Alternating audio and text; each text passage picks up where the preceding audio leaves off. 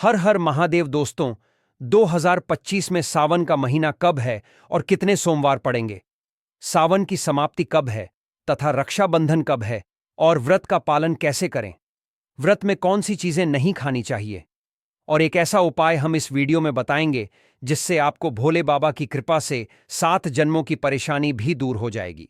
जानिए सब कुछ इस वीडियो में। सबसे पहले सुंदर सी इस वीडियो को लाइक करके कमेंट में लिख दें, हर हर महादेव, ओम नमः शिवाय। दोस्तों, सावन का महीना शिव भक्तों के लिए प्यार की सौगात लेकर आता है। यही वह महीना है जिसे हम प्यार का महीना भी कहते हैं। पक्षियों की चहचहाट मधुर संगीत में बदल जाती है, वर्षा ऋतुओं का आगमन होता है, प्रकृति जगमग्न हो जाती है, खूबसूरत शब्दों में आपस में बातें करती है। साथ ही साथ शिव भक्त बड़े जोरों शोरों के साथ सावन के महीने का बड़ी ही बेसब्री से इंतजार करते हैं। सावन में भगवान शिव धरती पर आकर अपने हर भक्त के घर में वास करते हैं और उनकी सच्ची भक्ति से धन धान्य करते हैं। सावन का हर एक दिन बहुत ही शुभ माना जाता है। हर दिन पवित्र होता है। हर दिन भगवान शिव की पूजा की जाती है। लेकिन सोमवार के व्रत की बात ही कुछ और होती है। पवित्र और शुभ दिन होता है सोमवार का दिन।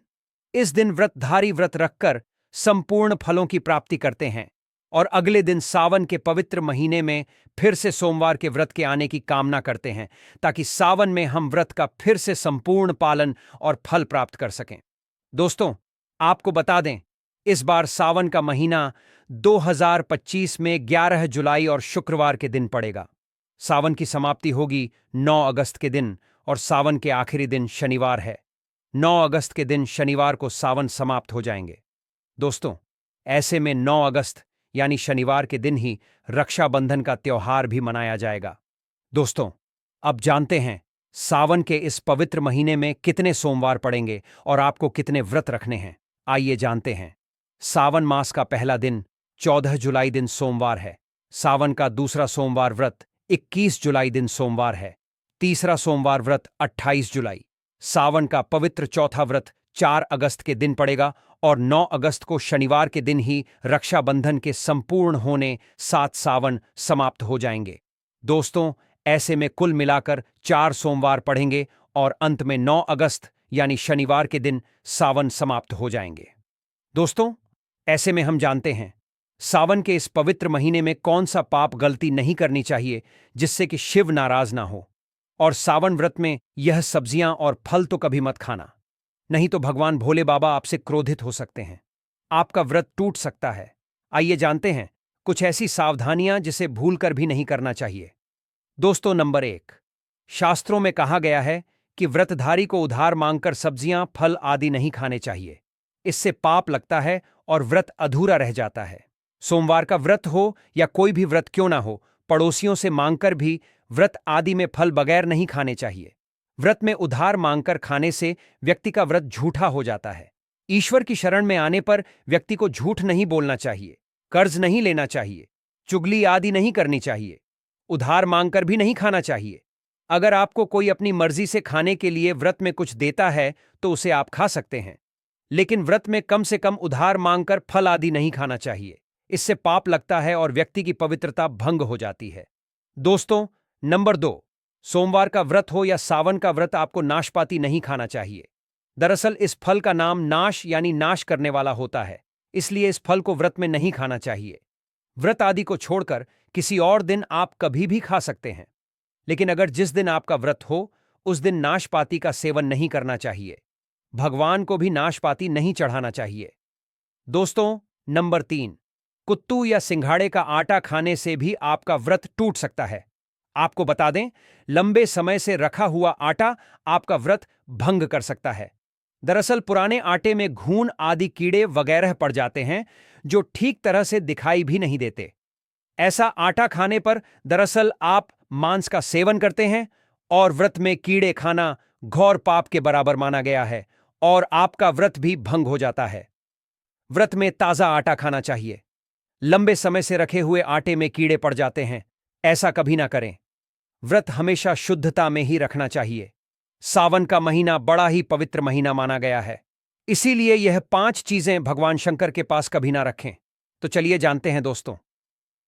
नंबर 1, जहां रखा हो शिवलिंग या महादेव की कोई भी प्रतिमा, तो वहां पर भूलकर भी चप्पल जूते लेकर नहीं जाना चाहिए। जरा सोचिए, जब आपके कमरे में कोई चप्पल लेकर प्रवेश करता है तो आपको कितना क्रोध आता है। इसी कारण महादेव भी आपसे नाराज हो जाते हैं और आपको मिलने वाला फल नष्ट हो जाता है। ऐसे में मंदिर में नंगे पांव ही प्रवेश करना चाहिए, क्योंकि चमड़े की चप्पल हमेशा अशुद्ध रहती है। इससे देव शक्ति नाराज होती है। दोस्तों, नंबर 2, अक्सर महिलाओं को मासिक धर्म आ जाता है और वह बिना किसी को बताए पूजा पाठ कर लेती है, जो कि शास्त्रों में वर्जित माना गया है। इस समय महिलाओं को जानकर भी अनजान नहीं बनना चाहिए। अगर आपको मासिक पीड़ा है तो घर के बने मंदिर में या बाहर बने मंदिर में कभी प्रवेश नहीं करना चाहिए। इससे देव शक्तियां नाराज होकर आपसे क्रोधित हो सकती हैं। ऐसे समय में शिवलिंग को छूना घोर पाप के बराबर माना गया है। जरा सोचिए, ऐसी अवस्था में जब महिला को बुरा लगता है तो ईश्वर को कितना बुरा लगेगा। इसीलिए महिलाओं को ऐसी अवस्था में मंदिर यात्रा, घर में पूजा पाठ, भगवान की प्रतिमा को छूना या तुलसी में पानी भी नहीं डालना चाहिए। तुलसी का पौधा भी सूख जाता है। जब देव शक्तियां नाराज होती हैं तो लाजमी है कि घर में कंगाली और गरीबी लड़ाई झगड़े होने लगते हैं। ऐसा कभी मत करना। दोस्तों, नंबर 3, शास्त्रों में बताया गया है कि जहां होता है शिवलिंग तो वहां पर सभी शक्तियां सक्रिय रहती हैं। अगर घर में होता है शिवलिंग तो वह व्यक्ति महादेव की कृपा सदैव पा लेता है। वास्तुशास्त्र के अनुसार शिवलिंग से हर वक्त ऊर्जा का संचार होता रहता है। इसीलिए शिवलिंग पर जलधारा हमेशा होनी चाहिए, जो ऊर्जा को शांत रखता है। कुछ लोग अपने घर में शिवलिंग तो रख लेते हैं, लेकिन वह 1 हफ्ते के बाद जल चढ़ाते हैं, जो कि बिल्कुल भी अच्छा नहीं माना जाता। अगर आप जल नहीं चढ़ा सकते तो आप अपने घर में शिवलिंग स्थापित कभी न करें, जो कि गरुड़ पुराण में बताया गया है। इससे उल्टा घर में विनाश होता है। दोस्तों, नंबर 4, शास्त्रों में बताया गया है कि तुलसी और महादेव का बैर माना गया है। इसी कारण तुलसी में शिवलिंग और गणेश की प्रतिमा को नहीं रखा जाता। कई लोग जाने अजाने में शिवलिंग को तुलसी में रख देते हैं और घर में परेशानियां आना शुरू हो जाती हैं। इससे महाशक्तियां क्रोधित हो जाती हैं। शिवलिंग पर तुलसी भी नहीं चढ़ाना चाहिए। तुलसी में और शिवलिंग में कुछ दूरी होनी चाहिए। दोस्तों, नंबर 5, घर का मंदिर या बाहर का मंदिर, किसी भी मंदिर में ऐसे व्यक्ति को प्रवेश नहीं करना चाहिए जिसने स्त्री प्रसंग अर्थात संभोग किया हो या उसने मांस खाया हो। अगर आप शारीरिक रूप से गंदे हैं तो मंदिर के आसपास भी नहीं जाना चाहिए। घर के बने मंदिर में कोई कपड़ा आदि डाल देना चाहिए। जरा आप ही सोचिए, क्या आप मांस खाकर या स्त्री के साथ शारीरिक संबंध बनाकर भगवान के पास जाएंगे और क्या वह आपसे प्रसन्न होंगे? बिल्कुल भी नहीं। वह आपसे क्रोधित हो सकते हैं और आपसे नाराज हो जाएंगे। शास्त्रों में इसे घोर पाप माना गया है। इससे व्यक्ति नरक में जाता है। ऐसा दुष्ट स्वभाव मनुष्य की बर्बादी का कारण माना गया है। ऐसा ना करें। ईश्वर के सामने हमेशा नहा धोकर मन पवित्र लेकर ही जाना चाहिए। इससे सभी शक्तियां आपसे प्रसन्न रहती हैं। दोस्तों, सावन के महीने में महादेव को ऐसे बेलपत्र कभी मत चढ़ाना, बहुत ही अशुभ माना जाता है। दोस्तों, पौराणिक मान्यताओं के अनुसार बेलपत्र चढ़ाने से शिव जी का मस्तक शीतल रहता है। बेलपत्र से भगवान शिव की पूजा करने से दरिद्रता दूर होती है और व्यक्ति सौभाग्यशाली बनता है। इससे हनुमान जी भी प्रसन्न होते हैं, क्योंकि वे शिव के ही अवतार हैं और इस बात को शायद ही कोई जानता हो। दोस्तों, पहले आप यह जानें कि बेलपत्र का उपयोग और इसके लाभ कैसे मिलते हैं। दोस्तों, नंबर 1, तीनों लोकों में जितने तीर्थ स्थल प्रसिद्ध हैं, वह सभी तीर्थ स्थल बेलपत्र के मूल भाग में स्थित माने जाते हैं। इस बात को शायद ही कोई जानता हो। दोस्तों, नंबर 2, यदि बेल का वृक्ष घर के बीचों बीच या पूर्व दिशा में लगा हो तो घर में धन धान्य की कोई भी कमी नहीं रहती और परिजन खुशहाल रहते हैं। दोस्तों, नंबर 3, जो व्यक्ति बैल के वृक्ष के मूल भाग की गंध पुष्प आदि से पूजा अर्चना करता है, उसे मृत्यु के पश्चात शिवलोक की प्राप्ति होती है। दोस्तों, अब जानते हैं बेलपत्र से जुड़ी कुछ खास बातें। चतुर्थी, अष्टमी, नवमी, चतुर्दशी और अमावस्या तिथियों को संक्रांति के समय और सोमवार को बेलपत्र नहीं तोड़ना चाहिए। पूजा से एक दिन पूर्व ही बेलपत्र तोड़कर रख लें। दोस्तों, आपको बता दें, बेलपत्र कभी अशुद्ध नहीं होते। यदि आपको पूजा के लिए नया बेलपत्र नहीं मिल रहे हैं तो आप किसी दूसरे के चढ़ाए हुए बेलपत्र को स्वच्छ जल से धोकर भगवान शिव को अर्पित कर सकते हैं। दोस्तों, बेलपत्र में 3 पत्तियां होनी चाहिए। कटी फटी पत्तियों का बेलपत्र भगवान शिव को अर्पित गलती से भी मत करना। कटी फटी पत्तियों को अर्पित करने से शिव का अपमान माना जाता है और बेलपत्र का भी। इसलिए बेलपत्र की पत्तियां एकदम साफ होनी चाहिए। दोस्तों, सावन के इस पवित्र महीने में अगर जिस व्यक्ति को 5 संकेत मिल जाए तो इससे यह पता चलता है कि महादेव आपकी भक्ति से बहुत प्रसन्न है और आपको धनी होने से कोई भी नहीं रोक सकता। तो चलिए जानते हैं दोस्तों। नंबर 1, बैल का दरवाजे पर आना। नंदी महाराज भगवान भोलेनाथ के वाहन है। नंदी को भगवान शिव का द्वारपाल भी कहा गया है। नंदी महाराज को बुद्धि और ज्ञान का प्रतीक माना गया है। शिव के मंदिर के बाहर हमेशा नंदी महाराज विराजित रहते हैं। लेकिन अगर सावन के इस पवित्र महीने में अचानक से नंदी महाराज आपके दरवाजे पर आ जाए और घर की चौखट को सींग मारने लगे, तब आपको समझ लेना चाहिए कि भगवान शिव आपके घर में आने वाले हैं, जो कि यह एक उनके आने का संकेत है। भगवान शिव आपकी भक्ति से बहुत प्रसन्न है और आपके घर में खुशियां आने वाली हैं। आपको धनी होने से कोई नहीं रोक सकता, लेकिन याद रहे, नंदी महाराज को तिलक लगाकर मीठा भोग जरूर खिलाएं। दोस्तों, नंबर 2, सावन के पवित्र महीने में अचानक से आपके सपनों में अगर शिवलिंग दिखाई दे जाए, अर्थात भगवान शिव दिखाई दे जाए, तो इससे आपको यह समझना चाहिए कि अब आपके जीवन से परेशानियों का अंत जल्दी हो जाएगा।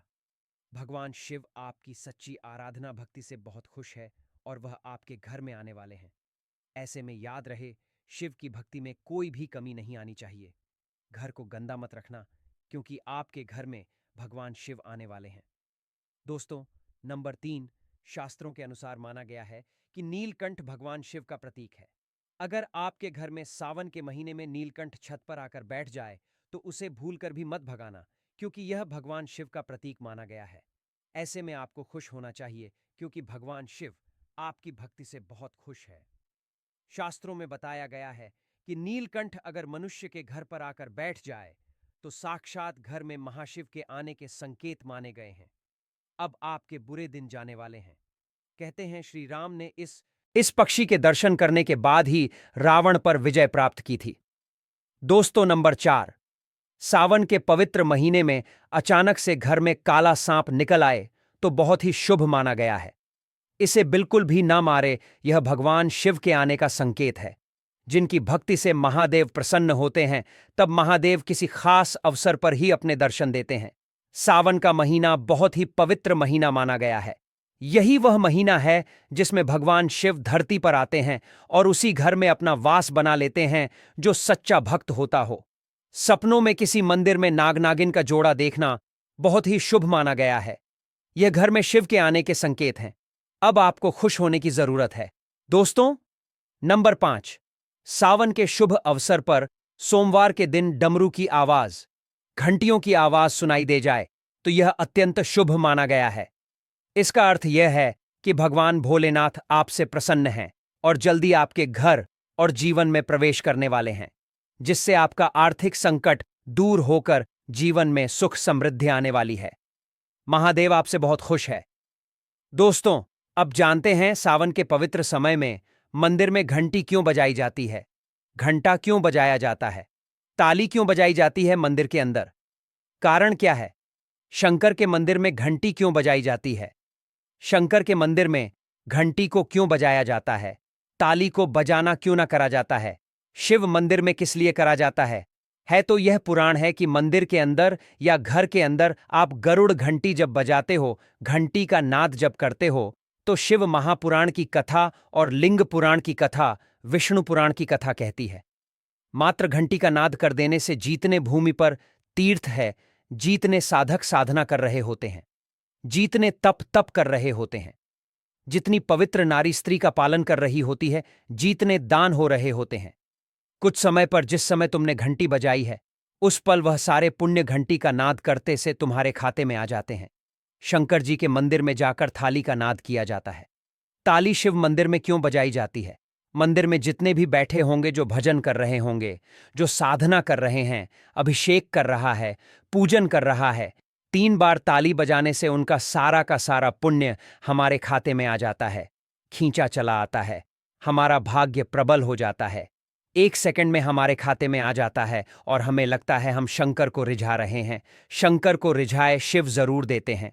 घर में गरुड़ घंटी का नाद करना दोस्तों, इसलिए बच्चों को खेलने के लिए घंटी नहीं दी जाती।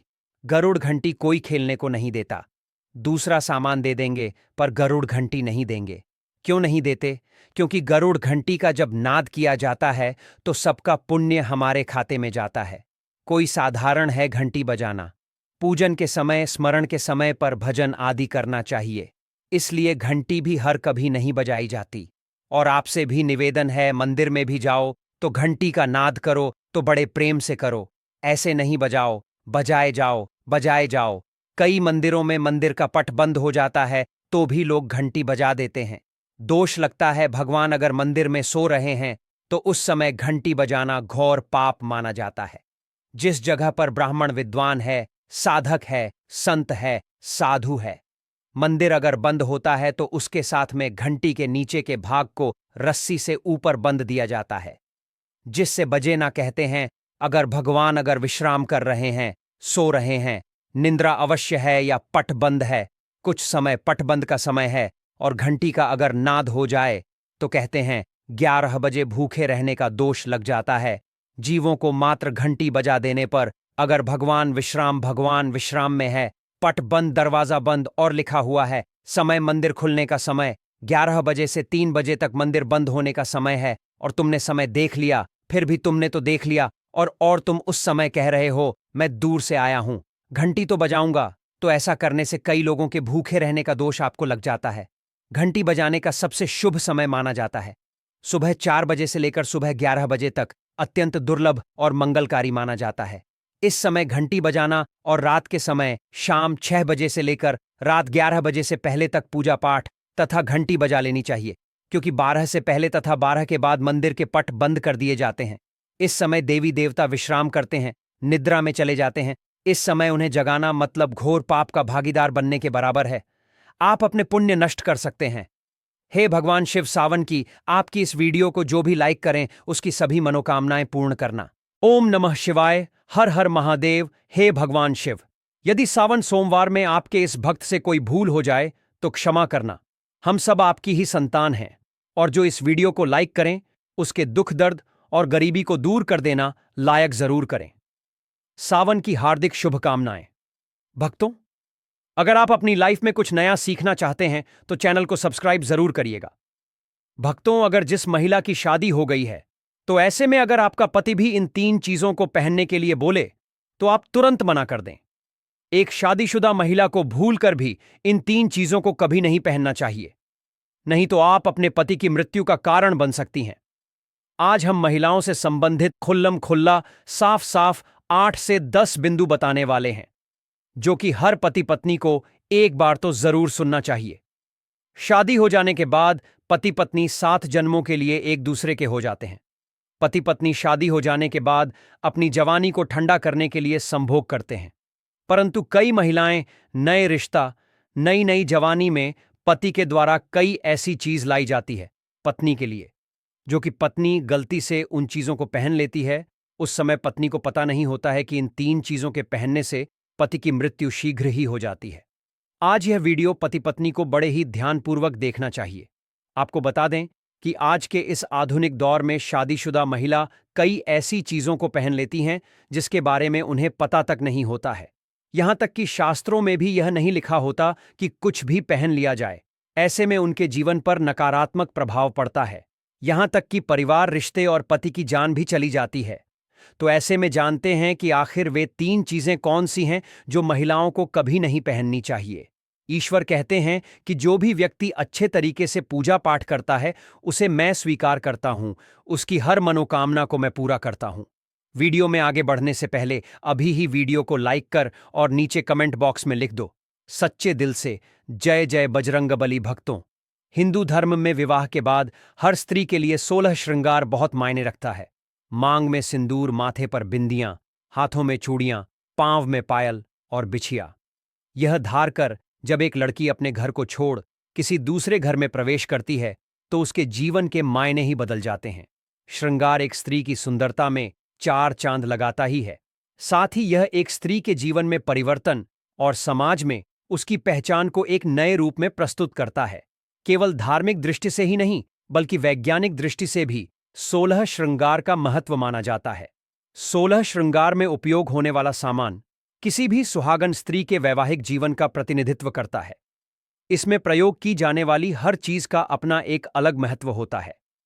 हिंदू धर्म मानने वाली प्रत्येक सुहागन स्त्री अपने पति की लंबी आयु और सुखी जीवन की कामना के साथ